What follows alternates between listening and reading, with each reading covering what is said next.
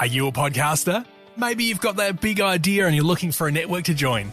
The multi-award-winning Ozcast Network can get your content to eyes and ears all over the world. Join now for the first month free, and you could be featuring this sound at the beginning of your podcast. Ozcast. Simply head to ozcastnetwork.com for details.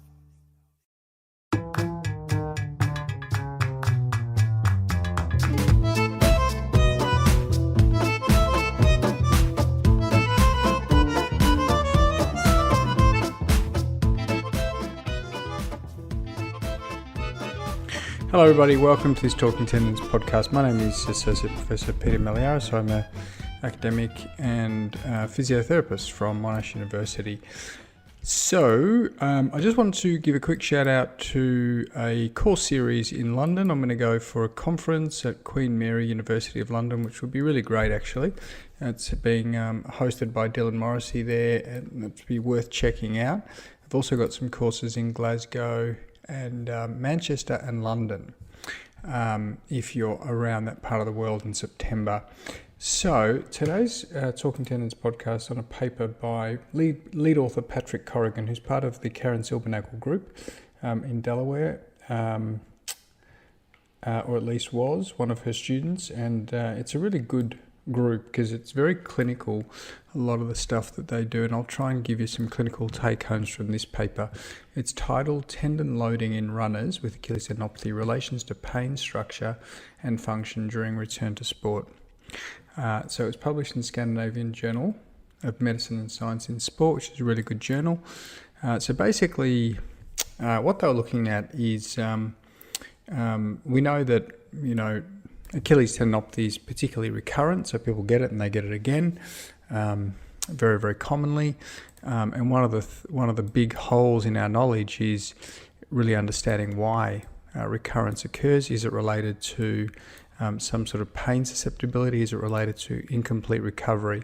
So they focused on the latter, which is incomplete recovery. So maybe we're not recovering some of their functional capacities, was their sort of underlying hypothesis, and maybe we do need to focus more on these things to allow people to recover.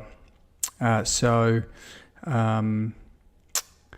basically what they've done is they've looked at sort of this rationale of moving away from just pain as our guide for when people are ready to go back to running. Let's think about also how we're returning their function. So the first aim was to look at people that are purposefully, they recruited people who are sort of returning to running.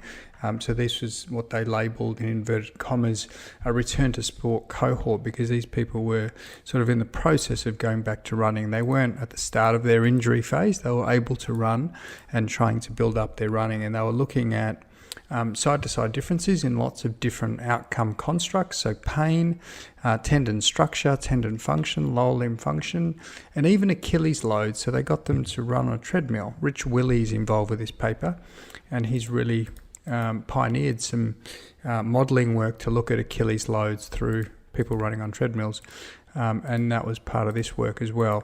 So that was their sort of primary aim, which was to look at all these different constructs side to side in people with tendinopathy to see if in the most affected leg if they're still lagging behind when they're starting to run, which does have implications clinically.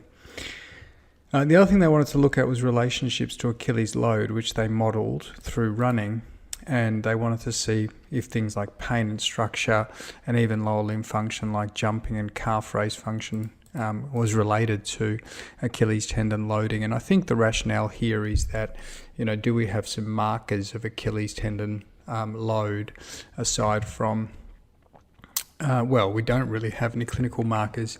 Can there be any markers or anything that gives us an idea, any of the measures that we do they relate to Achilles load? So that were the two aims. And they looked at runners. They were running more than 30 minutes twice a week.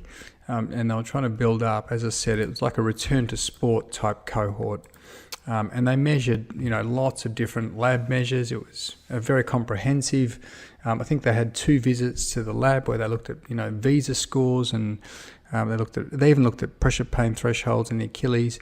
They looked at a counter movement jump, drop jump, hopping, They looked at heel raise endurance. They looked at thickness of the Achilles, cross-sectional area.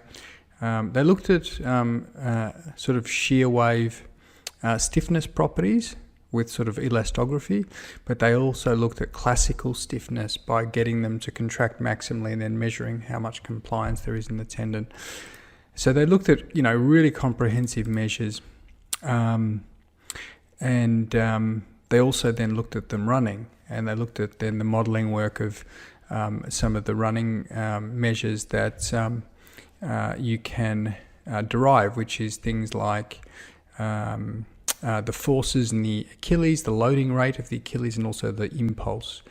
So basically, they looked at all this stuff, which was really comprehensive. What they found, they ended up recruiting 24 runners. 15 had unilateral symptoms, and what they did is something also very clever. They basically categorized them as the most versus the least symptomatic legs. So they didn't have just a unilateral cohort, which I think is quite pragmatic, because it's hard with tendinopathy because so many people have bilateral symptoms, probably about a third. So it's hard to recruit just people with unilateral. So they've categorized them as most and least symptomatic, which, does have limitations, but is pragmatic. And then I'm just looking for some of the main measures. So take home and key findings. There were, as you can imagine, differences in visa scores between legs in pain with loading through the drop counter movement jump, and also pain with running between the Achilles tendons. But if you look at the pain scores, they were actually quite low, because as you can imagine, these people are sort of getting back to running. Pain scores were quite low overall. Pressure pain thresholds did not differ between groups, between the sides, which indicates that maybe that was driven by a lot of the bilaterals that were there. So that was interesting.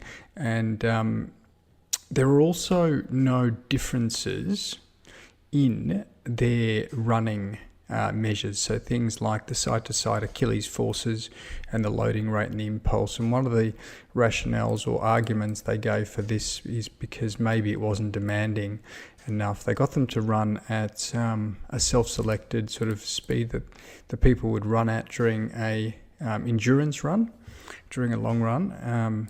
So maybe that wasn't demanding enough to see differences in Achilles force and loading rate and impulse, but there was no differences side to side in those measures. What about tendon structure? The tendon, as you can imagine, the Achilles was thicker and it had a larger cross-sectional area. One of the things I thought was really interesting is there was reduced stiffness with the classical stiffness measure, but not with the elastography shear wave measure.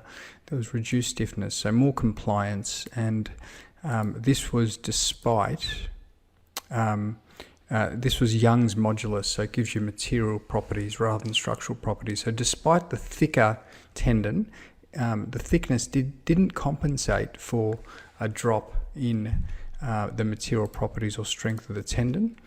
The compliance was increased. So that I thought was really, really interesting. And I'll talk more about that in a second.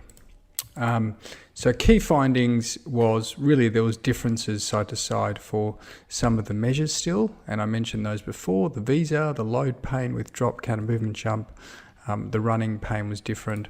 But if you look at the lower limb function measures, counter movement jump and plyometric quotient were lower on the affected side, but counter movement jump and heel raise work were not. And they argued that maybe the counter movement drop jump is a little bit more plyometric, and so is hopping. So those two measures were different side to side. So they're probably good ones to keep an eye on for looking at whether your runners are ready or have recovered function. So that's a really good take-home message from this paper. The only measure that was related to Achilles force was drop counter movement jump. So that was the only one that maybe could be used as a surrogate for, is that related to the Achilles force? That was interesting as well. So I guess key take-homes. They've shown that for endurance running anyway, the forces are not different side to side, but there are some functional impairments, drop counter movement jump and plyometric quotient during hopping are different. So these are things, and again, it reinforces the importance of looking at hopping in this cohort. So that was interesting, I thought, and worthy of sort of considering when you're looking at people return to sport time. I thought, for me, the most interesting thing was the fact that there was more strain, that there was more compliance in the Achilles tendon. So I wonder whether, even though the forces are the same, whether there's more compliance and strain because it's not as stiff. So for a given force, it's going to strain more. And I wonder whether that sets up this sort of tendon for also recurrence, because you've got this situation where the tissue is being stressed more with every stride. So that's something that I've sort of always wondered, and I think is not answered because they didn't measure strain during running, but they did measure the correlate for force or modelled force. So that was interesting. So anyway, lots of good take-homes there. I hope you enjoyed this episode. I really enjoyed the paper, and I think it's a really good one to read for clinical take-homes. As I said, this group is really good with clinically translatable stuff that can help us with patients, particularly at that sort of functional impairment level. Excellent. Thank you very much for listening once again, and I will see you next time.